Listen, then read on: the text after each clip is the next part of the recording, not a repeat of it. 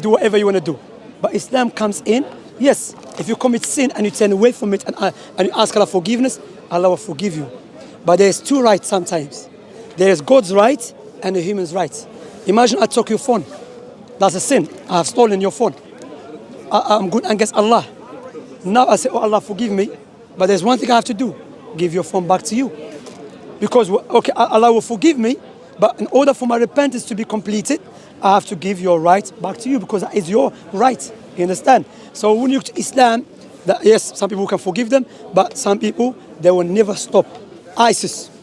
When ISIS came around, how many countries tried to negotiate with them? Many countries. Stop doing what you're doing. Stop forcing people. They were not listening. Then the countries came together. They said the only solution with this evil one, because they're killing innocent people, is to wage a war against them.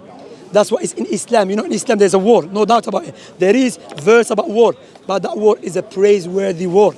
That war was legislated to remove oppression and harm against innocent people. So you're freaking deep. I was going to add one thing. Go ahead. So we live in Texas. Texas, man, the Bible, man. So the Christians are still willing to punish in Texas. Yeah. They still think that people need to be punished. It's not forgiving everybody in Texas. Yeah, but I'm saying the Christians do not follow the Old Testament anymore. Most don't. Yeah, that's what I'm saying. But in Texas. Yeah, Texas is a special one. Yeah, that's what I'm saying. But the point here is, I mentioned, but the most important thing is that worshiping God alone. In Christianity, you don't have that. Christianity, you believe in Jesus. You believe Jesus is God, huh? I'm not sure.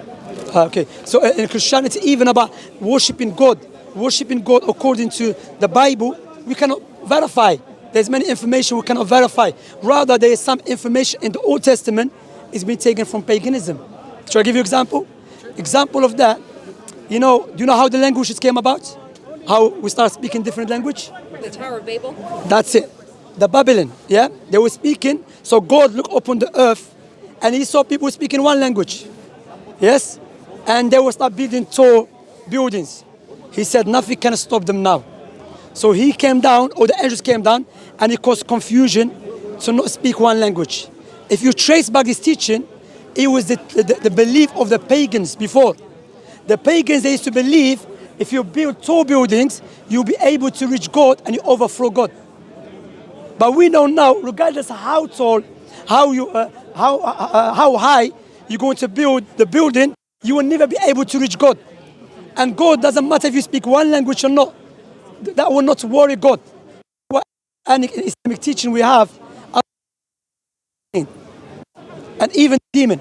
If all of you have the most evil heart, all of you have it, that will not happen. And if all of you, mankind and the jinn, you have the most righteous heart, the most good heart, that will not benefit me. Either you're going to benefit yourself or harm yourself. So God that is worried about people speaking one language and is worried that they're speaking building doesn't make any sense to me at all. Likewise, God that says to, in the Bible, kill babies and infants because something happened 500 years ago doesn't make any sense to me. In Islam, Allah mentioned, لا تزر وازرة وزر أخرى. You should be not, you should be not responsible for your son's sins. Likewise, imagine you do something evil to me. I'm not allowed to go harm your son because it has nothing to do with him. It has nothing to do with it, understand? That's why when we warn against ISIS, when they go to America or come to Europe, kill innocent people, they go clearly against Islamic teaching. Islam teach me that if you try to harm me, I'm not going to harm your wife or your son. You harm me, so it's you. Either I forgive you, which is highly recommended in the Quran, or can take my right back. Understand? So my point here is, there's many teachings in the Bible, doesn't make any sense. Killing babies and children, infants, slaughtering them alive, because something. Likewise, when it comes to prophetic teaching, Prophet Muhammad, he prophesied many things. He said there will come a time when you see the barefoot Arab man, the barefoot Arab man, competing in building tall buildings. Competing. Bear in mind when the Prophet Muhammad mentioned that back in those days, the Arabs were not known to build tall buildings. Let me ask you now, maybe you know, where is the tallest building in the world? I know, it's in Dubai. It's in Dubai. That's why I start laughing, because you know it. It's in Dubai. Dubai 20 years ago was a pure desert, let alone 1,400 years ago. The question how a man that existed 1,400 years ago, who is unable to read and write, prophesizing about something in detail, specifically. Prophet Muhammad mentioned about interest. He said there will come a time, alayhi salatu wasalam. Let me explain to you what is the meaning of alayhi salatu wasalam. It's Arabic term. Mean, oh Allah, shower him with your blessings and mercy. So every time, even when we mention Jesus, out of respect, we say, oh Allah, bless him, and show mercy, out of respect, So he said there will come a time when interest will become widespread. Even if you are not involved directly, it will affect you. And now by default, if you open a bank account, you are involved in interest. Your money has been used. How a man that existed 1,400 years ago is able to prophesy about something. In the Quran, Allah mentioned that Satan will inspire people to change Allah's creation. It's in the Quran. Quran 1,400 years ago. What's happening now? Transgender. Man changing to be like a woman.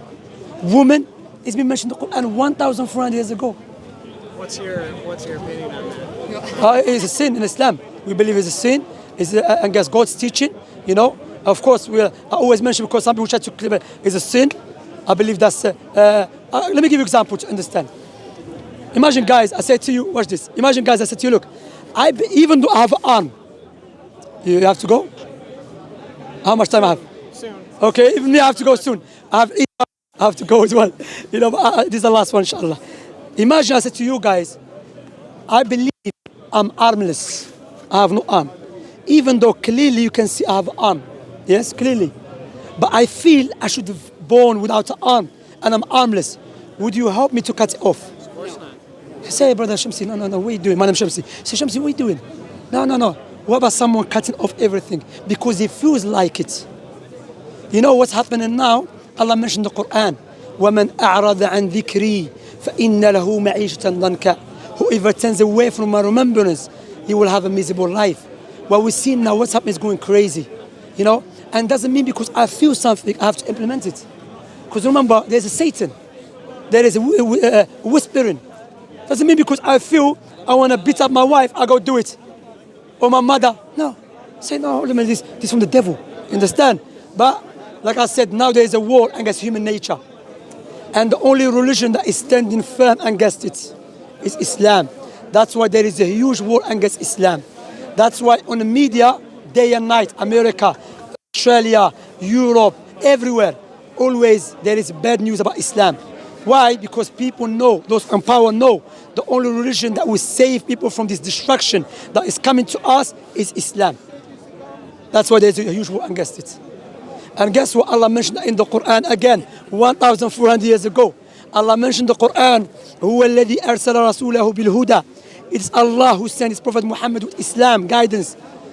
ليظهره على الدين كله, in order for Islam to prevail other religions. ولو كره المشركون, even if the polytheists dislike it. Now there is many barriers against Islam. Our opponents, they have more material, more powerful material against Islam, but yet the fastest growing religion in the Western world is Islam. Who's doing the job? The Most High. It's Allah. All right. Thank you. I like that. Thank you. You're welcome, inshallah. This is a gift for you. We have one. We have. You have one, khalas. All right. We got one in Turkey.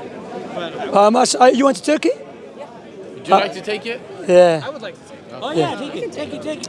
But alhamdulillah, what translation is it? Huh? What translation? English. Of course, not Chinese. I know it's English. They speak English, don't speak Chinese. It's wonderful. No, but what Chinese? Let me see just one thing. No, this is your words. Yeah, the Noble Quran. Yeah, this is yeah, mashallah. It's a good translation. You see my point here, just before you go. When you have Quran translation, we can verify the translation because we still have the original writing. But when it comes to Bible, we don't have it. But thank you for giving me your time. No, I appreciate And hopefully I'll see you soon, inshallah. Take care of yourself. Take care, sister. Yeah, take care, man. Have a nice holiday. I have to go to my Eid party now. Anyway, Where you are? I'm here. What's coming here, son? Mubarak. Hi, Mubarak. I brought something special for you. Oh, okay. Let's smell first. Yeah. All right, Is it mashallah. nice? Give me some. He's nice. Yeah. Jazakallah khair. حبيبي I tell you. حياك الله كيفك